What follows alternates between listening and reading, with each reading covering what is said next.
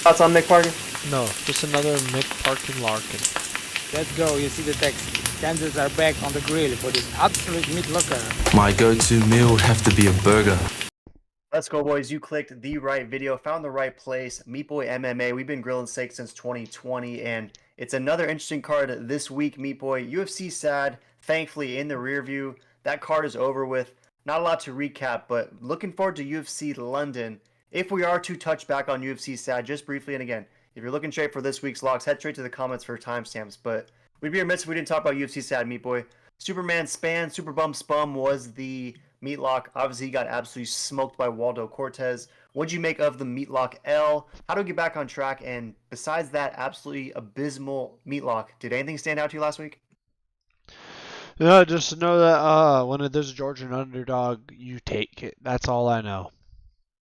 Yeah, good point. We referenced Thermopylae, OG comment 2020, never bet against a Georgian underdog. We both picked Roman Dolidze. In fact, after a solid 3 week span, your boy was on an absolute tear, going 15-1. I went back to 0 for life again last week. Went 1-4. Dolidze, the Georgian underdog, was the only one I got. You went 3-2. You only missed Super Bum Spum and Kurt Hollabaugh. You had some good calls. Kevin Vallejo's easy light work, like you said. Chidi and Joe Kwani at plus 154. You called that one. You said he would finish Elizio's Lucy Dos Santos. What'd you like from Chitty? And the dude's undefeated at 170. How far can he take it? Yeah, no, I think he can take it pretty darn far. He is undefeated in that division, and I think he might stay undefeated until he, taps into some of the topper guys. But I think he's going to start doing pretty darn good at 170. Yeah, yeah, my fault. He's a little bit older, but I mean, the dude is killing it at 170, and as a decent dog against Dos Santos, pretty solid win for sure. But again, 1-4 for me, 3-2 for you. UFC sad, a figment of the past. You're gonna talk about UFC, London?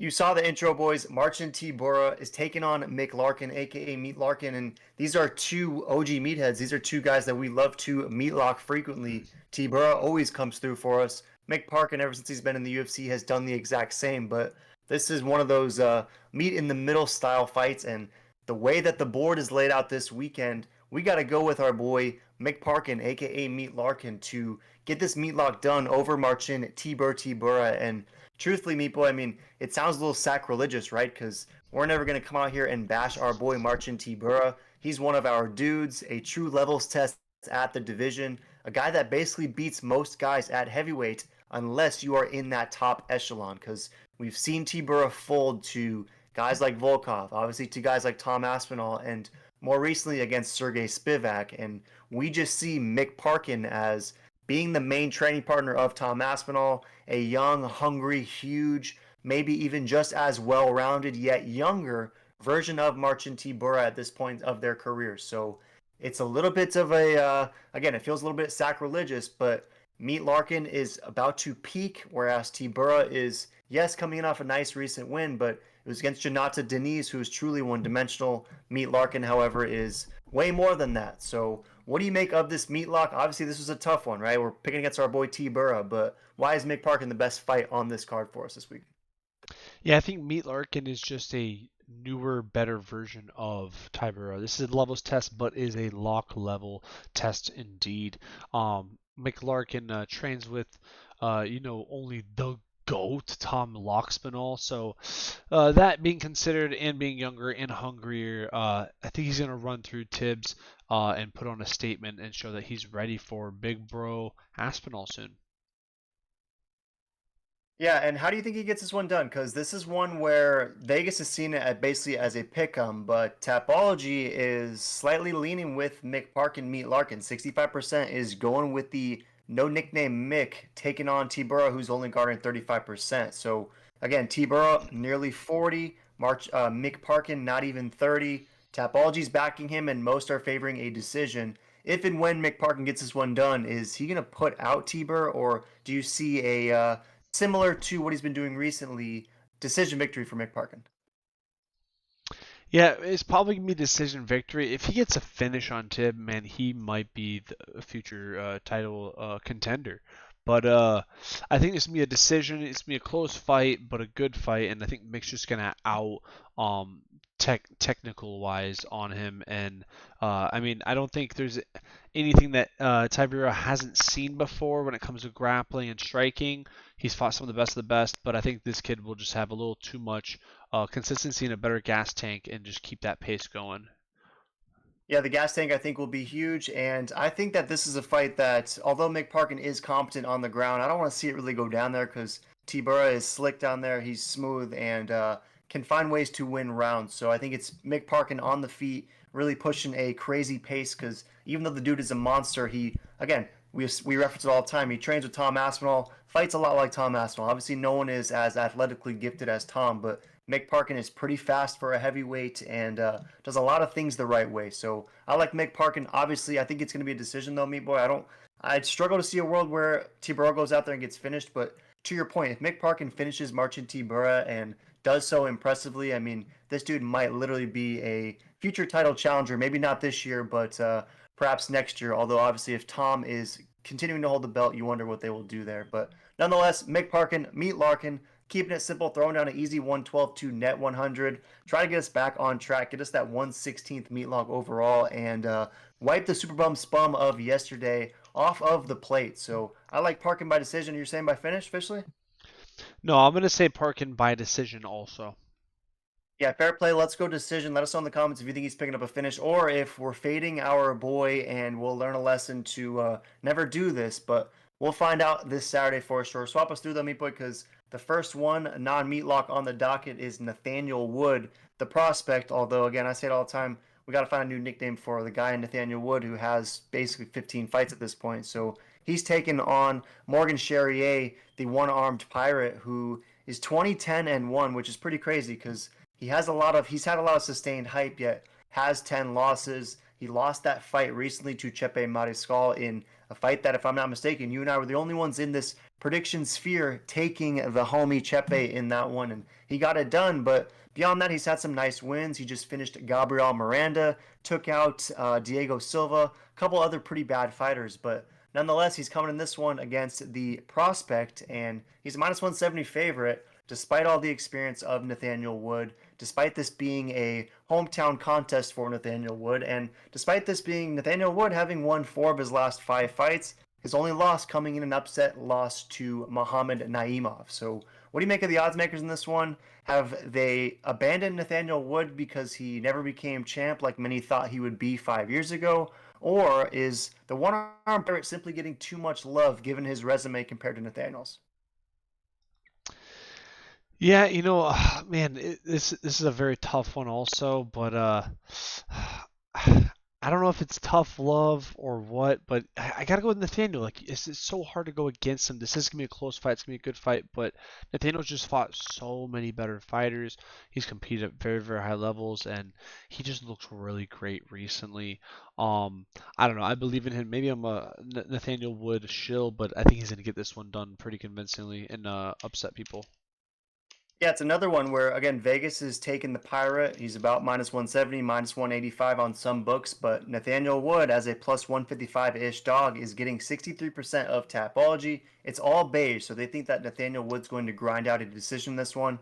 Those picking the pirate, 37%, majority beige as well, so either way, they think this fight's going the distance. I kind of buy that. I don't know if either of these guys are going to go out there and get a finish, but if you're taking the prospect Wood, do you think that it's going to be a lot of grappling? Is it going to be a snoozer of a decision, or how do you square of the 63% Wood backers? They're all taking decision. Why are they going that route?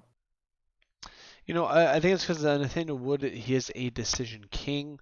And Nathaniel Wood, he doesn't really get finished. I mean, he's only been knocked out 2 times. I guess he's only lost 2 times by decision too. So either way, he typically doesn't lose. That's what that's showing me. While you have his opponent, the last Pirate, 12 KOs, 3 subs, 5 decisions. So he's got to win by KO. But he's never been KO'd, but he's lost 9 fights via decision. That being said, Nathaniel would be in a decision king. He's gonna win this decision easy light work and make El Pirate have 10 decision losses most likely. Yeah, it makes sense, right? Nathaniel Wood is a decision king. The guy he's fighting only loses by decision. Clearly, most will choose that route for sure. So in this one, Meat Boy, oh, and Nathaniel Wood got finished one time. It was a fight he was dominating versus John Dodson, and it was literally like one of the last punches of the fight against John Dodson, where Dodson pulled that rabbit out of his hat, magician style, and finished Nathaniel Wood with a YOLO. But I think Wood by decision is the play here, Meat Boy. I'm going to roll with you. I like him as a dog, hometown dog at that. I just am not seeing Morgan Charrier as being this guy who many people believe will be a top 15 or top 10 type opponent. I don't think he's quite there. Nathaniel Wood, this is a great opportunity to remind everyone why he had all that hype. And let's say this is the moment where it really all comes together and Nathaniel Wood becomes who we thought Nathaniel Wood would be maybe 3, 4 years ago. So let's cash as Wood, as a sizable dog, as a decision. Officially, are you going the same route, decision? Yeah, absolutely. Yeah, let's roll that then. Comment down below if we're missing the pirate, but I don't think we are. So swap us through, Meat Boy. Another good one here.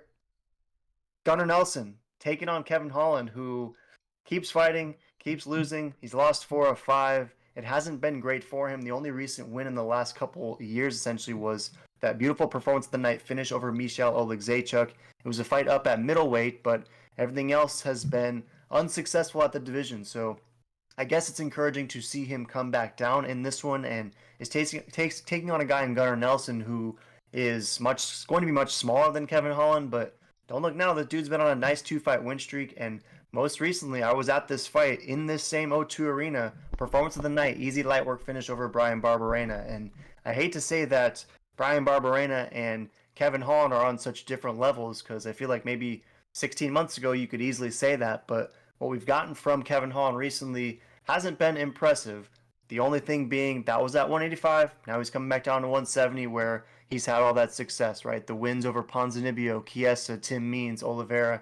He has a lot of nice wins at 170. So is 170 just simply where Kevin Holland can be a little bit more disciplined, a little bit more dialed, and a fighter like Gunnar Nelson is who he needs to get his career back on track? Or is Kevin Holland that done? He's going to go out, lose to Gunnar Nelson, and then at this point it's GFL or Jake Paul, right?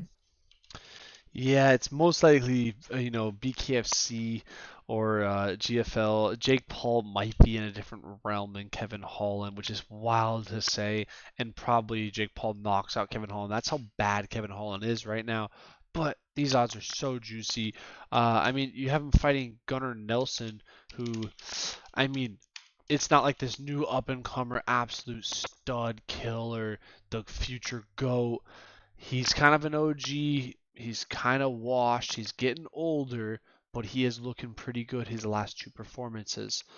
Now, I don't know. I think Kevin should win this, but Kevin seems to always lose against grapplers, and Gunnar has some slick grappling, some slick pressure in wrestling, and some slick submission. So it wouldn't surprise me if Kevin Holland gets subbed in the first round or two. That's kind of been a Kevin Holland signature L recently. But I think Kevin Holland should win this knockout. I think he should be able to. This is like a levels test to, hey Kevin, are you ready to wrestle with the big boys? If he can't get through Gunner, he can't get through anyone, and he might as well just go to power slap. Yeah, it's a great point. It's like it's a great. I don't want to even say levels. It is a levels test in a sense, but it's more of a gauge at this point. Like, is he still there? Because at one point, Kevin Holland was a couple fights away from the top, and now we're questioning if he can beat Gunnar Nelson. And again, no disrespect to Gunnar Nelson, the dude is an OG, but at this point, he is about a 500 fighter, and he's 36, about to be 37. Whereas Kevin Holland is still in his athletic prime, so to speak. So it's one of those fights where Kevin Holland is a slight dog, surprisingly to me. But again, hometown essentially fight for Gunnar Nelson. Tapology's even rolling with him 60%. It's basically all copper for the sub. So to your point, they think that the patented Trailblazer submission loss is how Nelson dispatches Kevin Holland. But in this one, Meat Boy, 40% going with Kevin. Are you officially going to take the slight dog in Kevin? Are you buying that he has something left in the tank, or is Gunnar going to come through in this one? I'm a DGen. I like the odds. I have hope that Kevin Holland has a little bit of testosterone inside of him and want to fight and win and compete at a high level. But after this fight, I mean, if he loses this, he honestly, I would advise he takes the spider route and go to Power Slap or something that fits him better because he might not be a good fit for the UFC anymore. It's just crazy how Kevin Holland has risen to such great heights and then fallen even harder. It feels like it's like weird. It's like, damn, I had Kevin as being one of the top 5, top 10 prospects, and now he's just Kevin Holland, I guess. I don't know. So he's kind of in limbo. This is a big comeback fight. And this is gonna show us, like, is he actually putting in the work, or is he kind of just coasting, getting his checks and making money on the internet more so? That's what this is what the fight's gonna show. And it wouldn't surprise me if the UFC cuts him if he loses.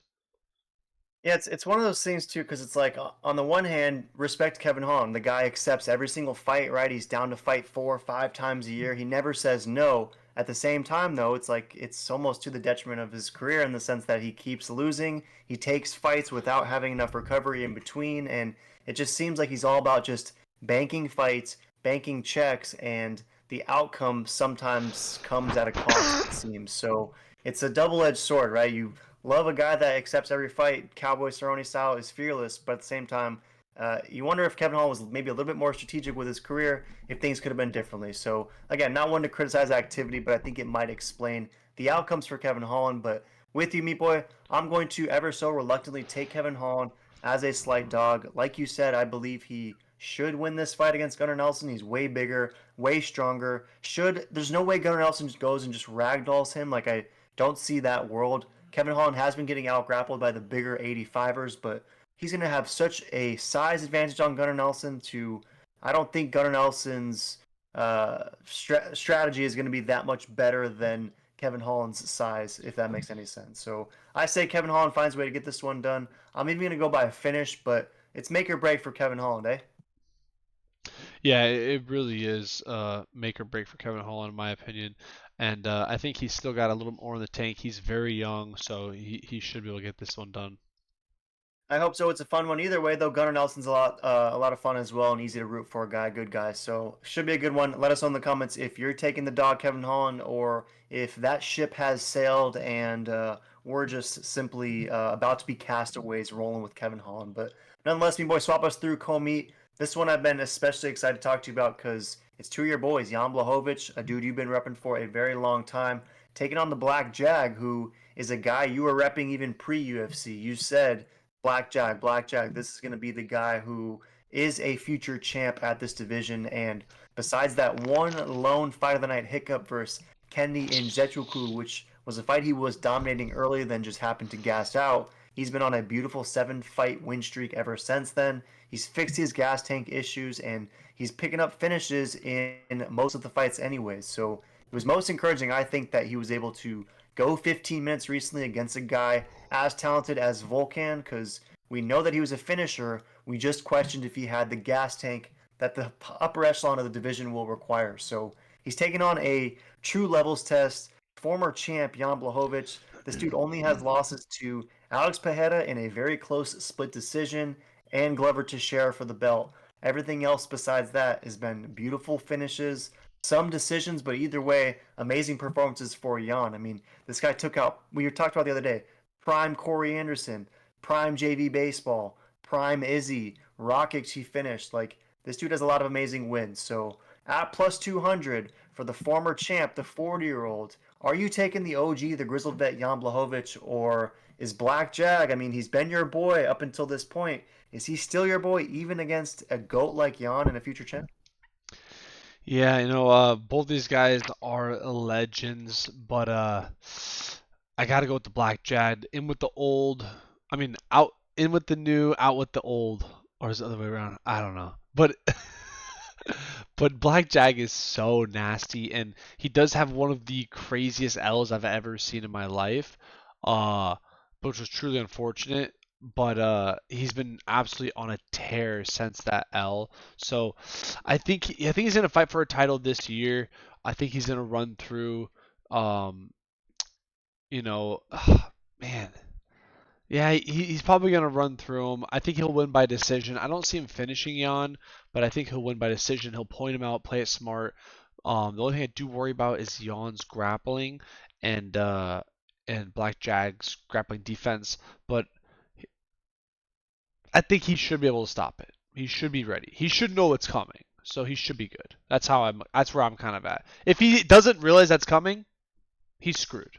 He's 100% screwed.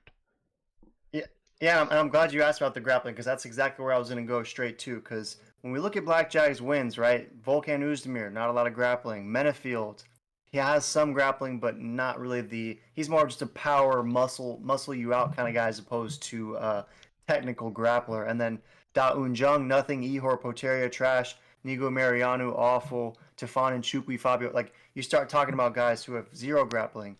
Jan Blachowicz is an elite grappler and has proven to have a lot of success. I mean, he even took down Ankalaev a couple of times and had some success in their fight, which was a close split draw. So, if there is some grappling in this one, how do you anticipate Blackjack being able to deal with it? Because we know the city kickboxing guys, as the name implies, elite kickboxers, but sometimes they have had some deficiencies in the grappling. So, where is Carlos Ober going to get the requisite training he needs to thwart a Jan Blachowicz, and what gives you confidence that he's going to arrive with the skills necessary to keep this fight standing?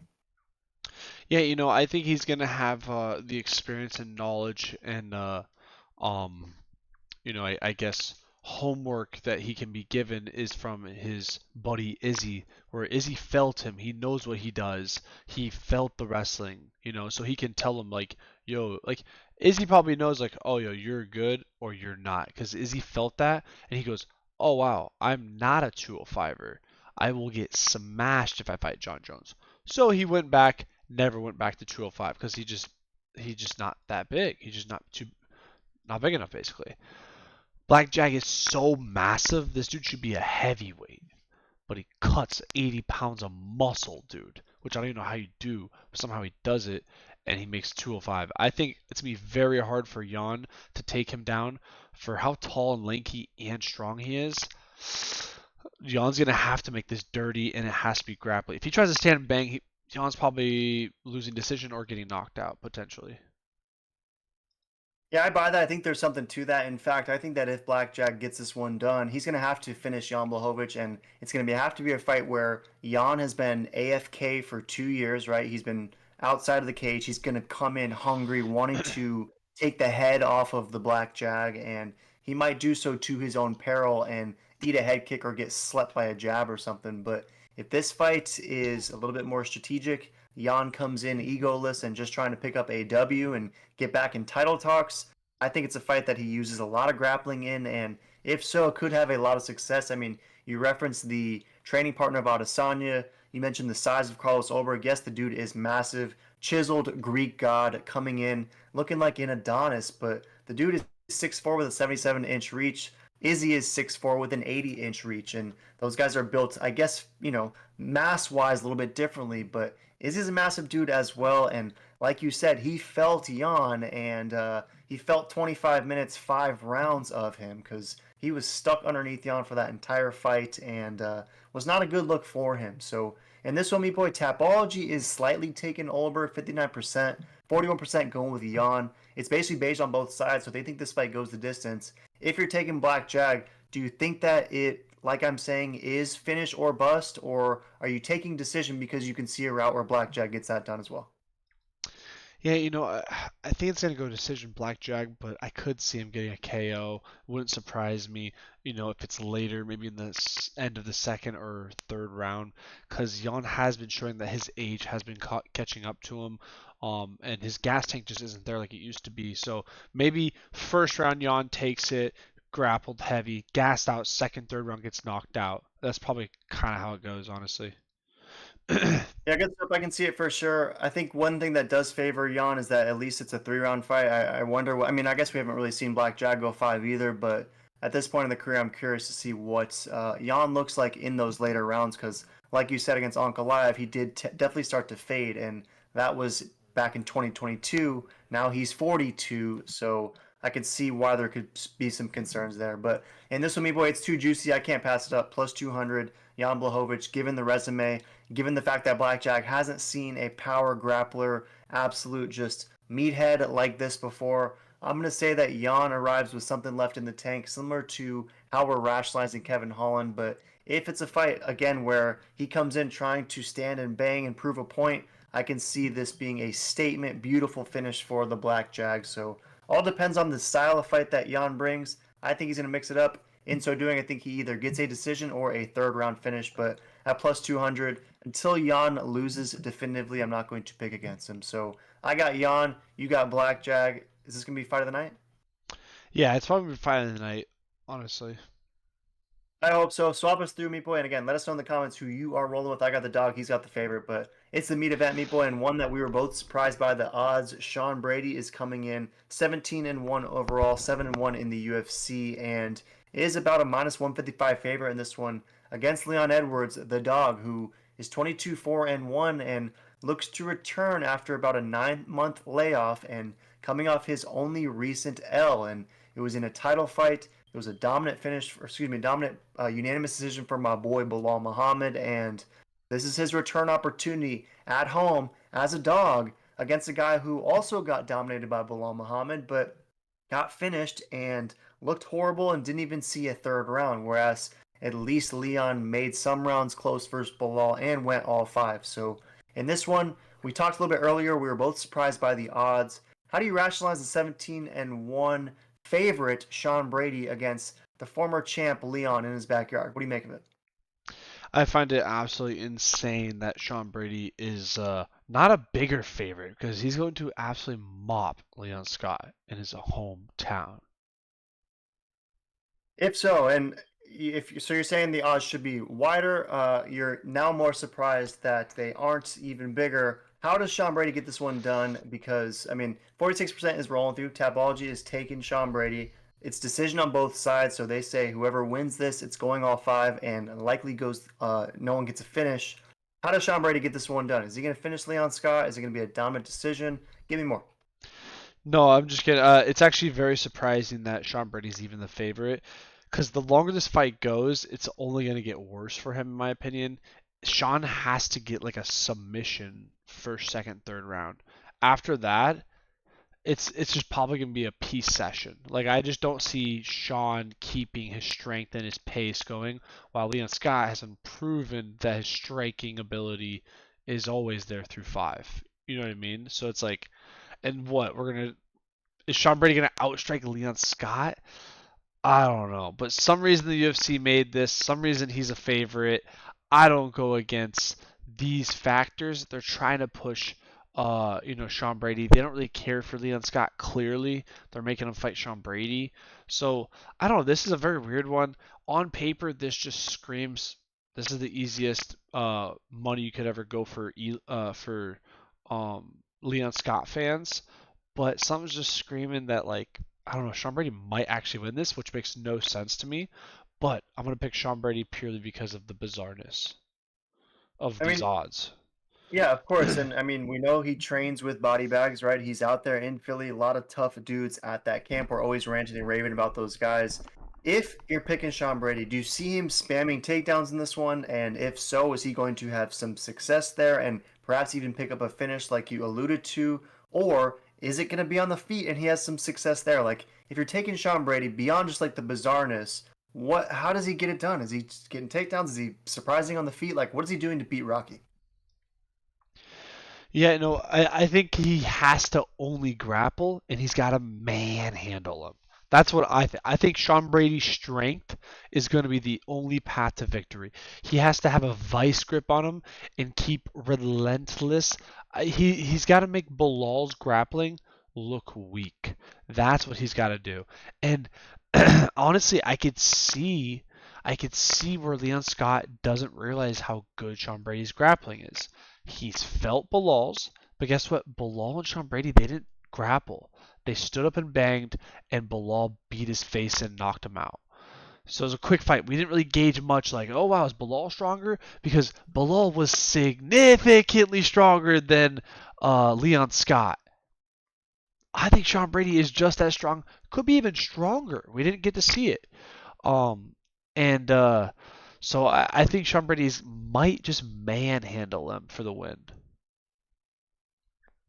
Yeah, to that point, I mean, although we know Bilal really outclassed Sean Brady on the feet per se, I mean, it was Yeah. no shortage of trying for Sean Brady takedowns. Remember, he was 0 for 5 in that fight in the takedown department. So Brady was trying to take Bilal Muhammad down. He just couldn't do it. But obviously, we'll see what sort of takedown resistance we're getting from Leon because there wasn't much when Bilal went against him. Is Sean at that level though? We shall see for sure. I don't know though, Meat Boy. Something tells me that these odds should be flipped. I'd be surprised if this doesn't narrow and close as a pick 'em. And I got to take Leon Edwards in this one. I think he's going to find a way to win rounds. And as long as I think this is going to be one of those fights where we're going to know who wins this fight within the first probably 5 minutes, maybe 7 minutes tops. Because if Sean Bray is able to sort of effortlessly take Leon down and keep him down, Leon is kind of stuck underneath him like he was versus Bilal, then to me it's going to be a long night. Although I do wonder what Sean looks like in the fourth and fifth round against a guy like Leon who's been there, done that many times. So for me, I say Leon doesn't get finished in the early rounds. Sean Brady manages to likely gas out, and as a result, Leon wins the later stages. And if Sean doesn't have early success, then I think similar to the fight against Bilal, this is going to be a long night for Sean Brady. So I'll take Leon as a dog. Officially, I'm going to go decision, but I'm also going to be checking round 4 KO and round 5 KO for Leon because, again, I want to see what Sean looks like in the later stretches. And if you're getting plus 1,500 to plus 2,500 range for a late Leon finish, then I think there might be some life there for sure. So I got Leon late or by decision. Are you officially going Sean by finish? Yeah, I'm gonna have to go Sean via submission. Ah, man, I just don't know how Sean could go 5 rounds and manhandle him every round. That would be crazy. I just don't see it. So I can't even go that way. It's got to be a submission, or he's probably gonna just get his brakes beat off for 5 rounds straight by Leon. I'm not too sure. This is gonna be a sweet fight, though. I am so excited for it, and I'm excited to see how this one plays out. Yeah, it's fun. I'm excited as well. For me, it's bold strategy that you're going Sean Brady, but the odds suggest otherwise. Minus 155, he's a favorite for a reason. So Vegas would argue that I'm the one with the bold strategy picking Leon, which is crazy and indicative of how quickly this sport moves. Because suddenly you can be the GOAT, the champ, and now you're a plus 130 dog against Sean Brady. So the sport moves quickly, meat boy. Last week, UFC side wasn't our best, or at least wasn't my best. We broke down 5 for UFC London. Meat Larkin, it's a passing of the torch. Cash is for the Meat Larkin. What do you do? Are you going 5 and 0? Oof. I think I'm gonna go 4-1. 4 Five and and 1 no for you. no I'll say out. 4 and 1 for myself as well. It's all going to come down to Jan versus Blackjack, though. So let us know in the comments who you're going there. Are you taking Rocky over Brady? And do you agree with the Mick Park and Meat Larkin, or are we sleeping on our boy T Burra? Any last thoughts, me boy? UFC London in the books? Yeah, UFC London. Glad we're done with UFC trash, or UFC sad. So this would be a sweet card, sweet fight. Throw in the comments who you want to win and why, and let us know if we're crazy on the meat lock or not.